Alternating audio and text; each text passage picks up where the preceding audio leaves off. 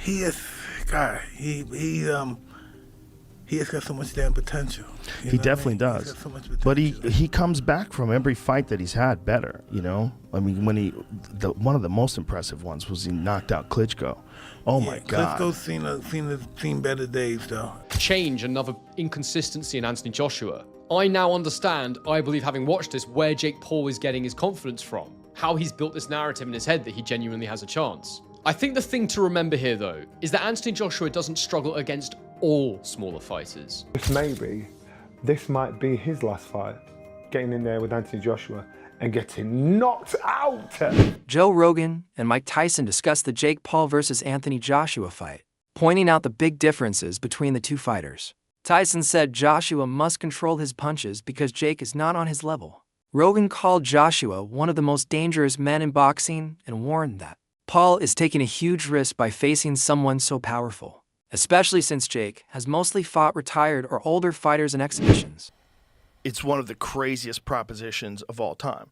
You take a guy who just had a boxing match that looks like a sparring match with a 58-year-old Mike Tyson, and then you're going to fight one of the absolute scariest knockout artists in the heavyweight division. Maybe we should watch the Francis Ngannou fight so you could see. Let's watch that real quick, just so you can see what Anthony Joshua is capable if he's fighting someone that's not in his league.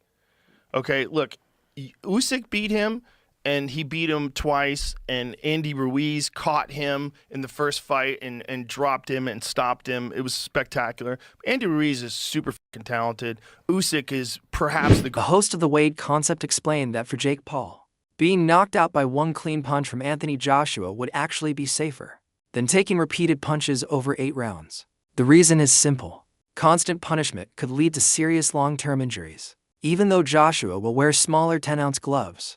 A quick knockout gives Paul a clear ending and reduces the damage from repeated hits. The host said this changes how people should view the fight, showing how dangerous it is for Paul even with exhibition-style rules. Joshua has been required to wear 10-ounce gloves to balance the fight and make it more appealing to fans and media. Even so, the host warned the danger remains high. Joshua's power is well known. Unless padding increases the chance of a knockout, the gloves are only a small adjustment and do not change the big difference in strength, skill, and experience, meaning every punch still carries serious risk.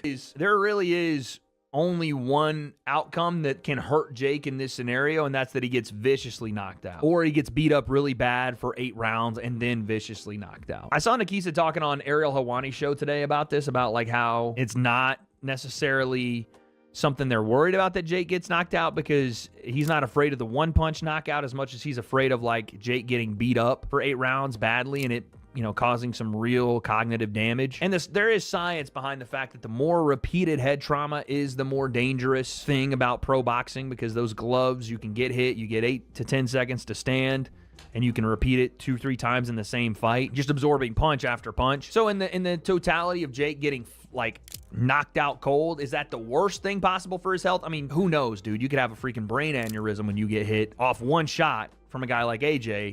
Again, knock on wood, you don't want to see any of that happen. If his career ends because AJ hurts him badly, then yes. But if it's a knockout where Jake is able to then continue fighting, people will still watch. It may not be as big as the AJ fight, but he still has an opportunity to make money in boxing. Again, the only way it wouldn't be the case is if Jake got like permanently injured from this fight, which is part of the reason that they take this fight, is because Jake doesn't really have anything to lose here outside of, again, the bodily harm. You know, you fight a guy like Tommy Fury again, which I want to see, I think is more competitive, but doesn't bring the eyes that AJ does. So again, this is the entertainment business, and these Netflix fights are made for a massive audience. But you lose to Tommy Fury again, even by decision, that deflates Jake more than a knockout from Anthony Joshua. A loss to KSI deflates Jake more than a loss to Anthony Joshua. This is a perfect, even if Jake would have gotten just schooled by Gervonta Davis, it would have deflated him more than a knockout, I think. Yeah, it's a lot of risk, a lot of reward, but as far as your marketability, as long... Akiza Badarian explained why Anthony Joshua was chosen as Jake Paul's opponent.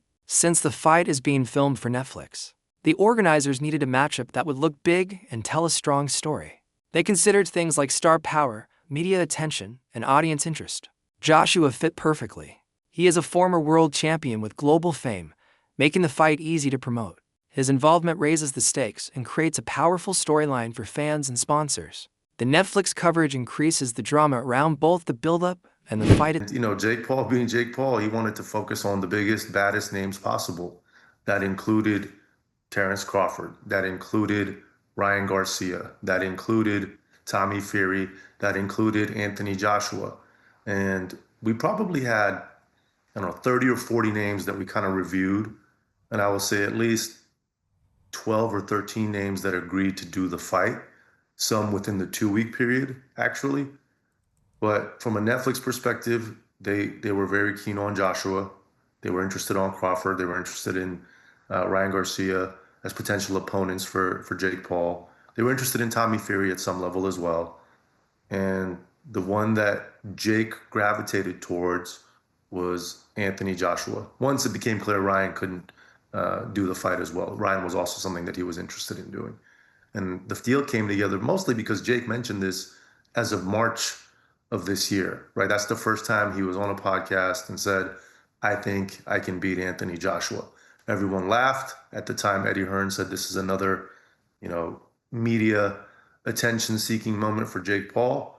I made it clear then to Eddie and to the media, Jake was serious and we wanted to do it in 2026. We had further conversations with Matchroom in July of this year with the understanding that if Jake got through Tank Davis, and even though that was an exhibition, it was very much structured to be a real fight in every way, shape, and form, then we would look to make Jake versus Joshua in 2026. So that gave us a head start in terms of trying to come to an agreement with Matchroom and AJ, and we were able to get it done. I just want to ask about a couple of those names that you mentioned. Garcia's interesting because a day or so later, Oscar De La Hoya said, he's a DAZN fighter. This ain't happening. And of course, we know there's no bigger. Ryan Garcia talked about how losing to Anthony Joshua could change Jake Paul's life. He said Joshua's power should never be taken lightly, and that a loss could affect Paul physically, mentally, and professionally. The fight could change how people see Paul and where his career goes next. Garcia stressed that Joshua's strength and skill make this a serious test, and the consequences of losing are very real. Proper training, focus, and awareness are essential for Paul to survive the dangers Joshua brings into the ring. I think that this has been a misstep from Jake. I think he wanted to make his partners at Netflix a little too happy, and he's gonna walk into it. But look it, he loses to AJ. Where does he go from here? Who does he fight? You gonna go back down to 135? The problem is not that he loses to AJ. The problem is the way he's gonna lose to AJ might be life changing. Right. So that's the real issue. It could be life changing in many ways, right? Physically. Yeah. See what he did in Nagano. It's like, but then again, if he gets knocked out, he gets knocked out. Frank Martin said that while the fight offers a lot of money, it is still extremely dangerous for Jake Paul. Money does not remove the risks, and Paul should have thought carefully before agreeing to the fight. Martin explained that this is not just about getting paid. The danger is real, and the challenge is massive. Paul is facing a powerful and experienced fighter whose boxing background cannot be matched by fame or promotion. While the money is tempting, the physical and reputational risks are serious. Jake now, I wouldn't consider him like a YouTube fighter no more. I feel like he put in the time. He gotten better throughout all his fights. He done got better throughout all those fights, But it's still when you fighting fighters who actually done it for their whole life, it's a little different. If that fight happened, it'll be a good money fight. But that's a tough task for, Jake going to get that big ass heavyweight AJ. I know AJ personally, so that's Johnny Nelson suggested that this fight could end Jake Paul's boxing career if he gets knocked out. Paul has become a major money draw for top fighters like Joshua by offering huge paydays. Nelson said some conspiracy theories have appeared, claiming Paul may not be able to take part in future big fights after this one because of possible damage and public opinion. This fight is crucial for Paul's future, as it brings both financial reward and a serious personal risk that could redefine his... AJ, I'm stuck in between, because nobody on this green earth would actually turn down 50, 60 million. to fight Jake Paul. And people that don't like this will probably watch it because they want to see Jake Paul getting knocked out. So what's it say about AJ and what's it say about Jake Paul? I think I was thinking upside down. For AJ, I thought, Mama's cashing out. He's cashing out because he's going down this mimic line. But I thought, in reality, is he? Realistically, he's thinking, you know what? This big mouth YouTuber stroke boxer has the cheek to call me out. I'd be pissed off at that, if I'm honest with you. I'd be upset if I was AJ, thinking, that's disrespect, man. You think you can deal with me? But he didn't. AJ was jovial and he commended Jake Paul's business acumen, saying, we've sat down, the deal's been done. But still, it just leaves an odd taste in your mouth. So as long as AJ gets the job done, and I mean gets the job done, shows his world-class pedigree, and wipes this boy out, then everybody's happy. But how does it enhance his career?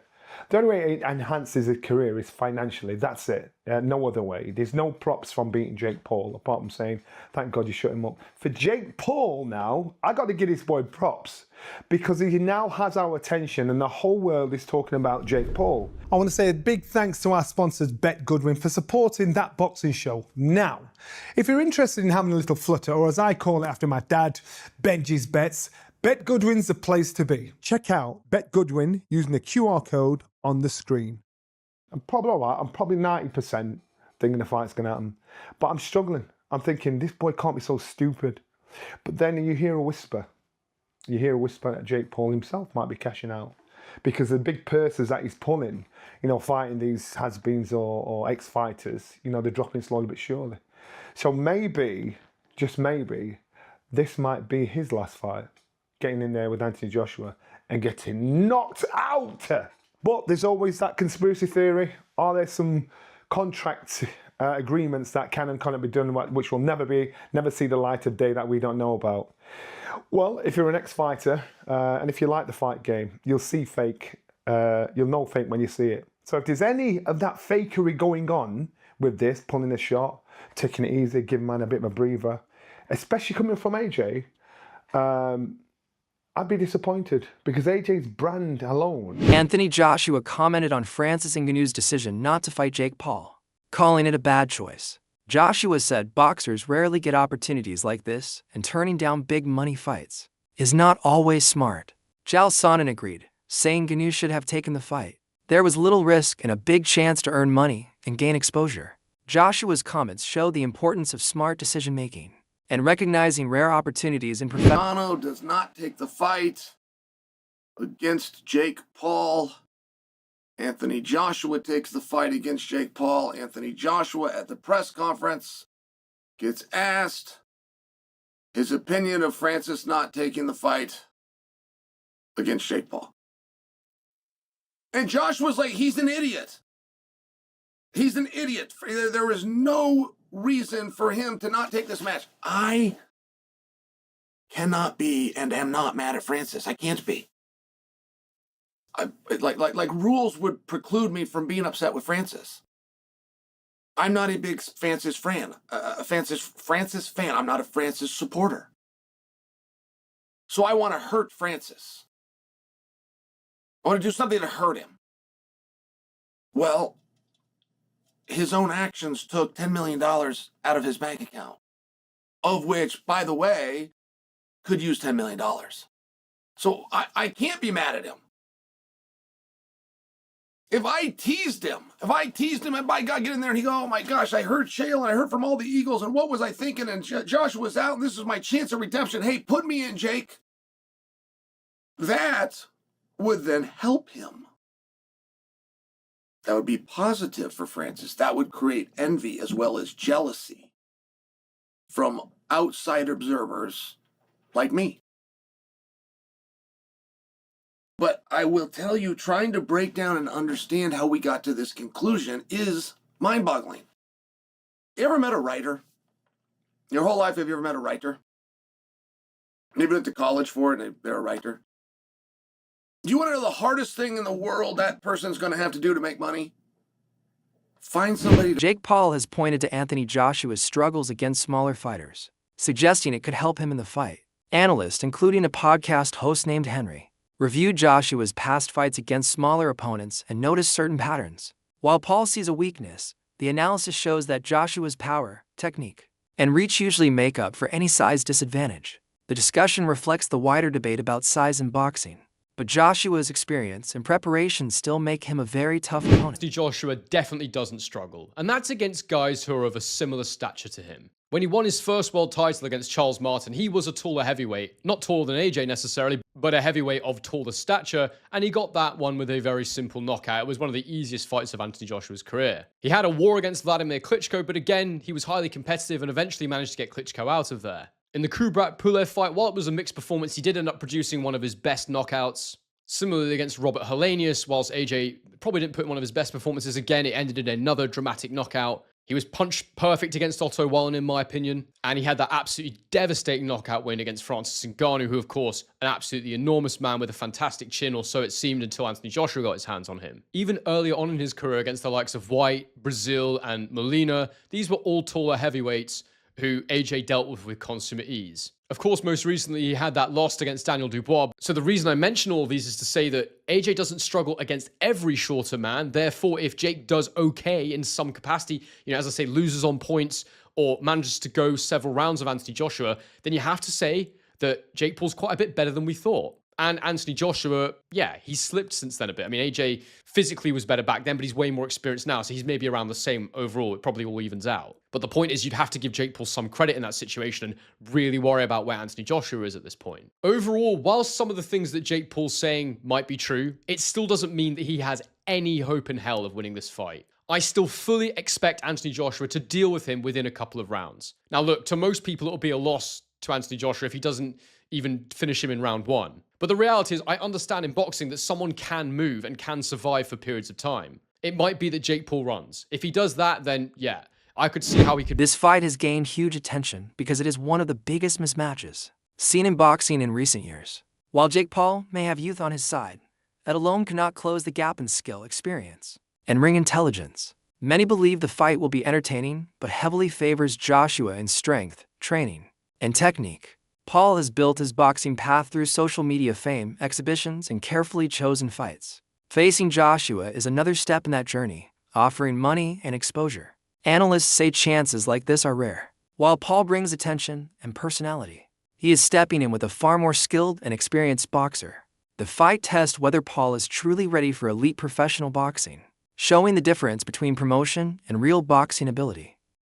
Why the fuck would he do this? And the only rational idea I can think of for why he's taking this fight is the fact that, from what I could find, it seems he's getting paid around $92 million by Netflix for this fight. And I'm sure all of you that are watching have all had that conversation with your friends where you ask dumb shit like, how many millions to box Anthony Joshua? I mean, yeah, I'd gladly take brain damage for 92 million. I'd do it for like 20K. And I don't think Netflix are going to be happy with replacing Gervonta Davis with a Nate Diaz rematch, as much as Nate Diaz may love that. Who do you want to fight next? Maggots. Who do I want to fight next? I want to beat the fuck out of Jake Paul and Anthony Joshua, either one. Oh, shit. Yeah, you may think Nate Diaz is being delusional here, but, I mean, I'd take brain damage twice in one night for that kind of money. And as crazy as it seems that Jake Paul's actually going to be boxing Anthony Joshua, it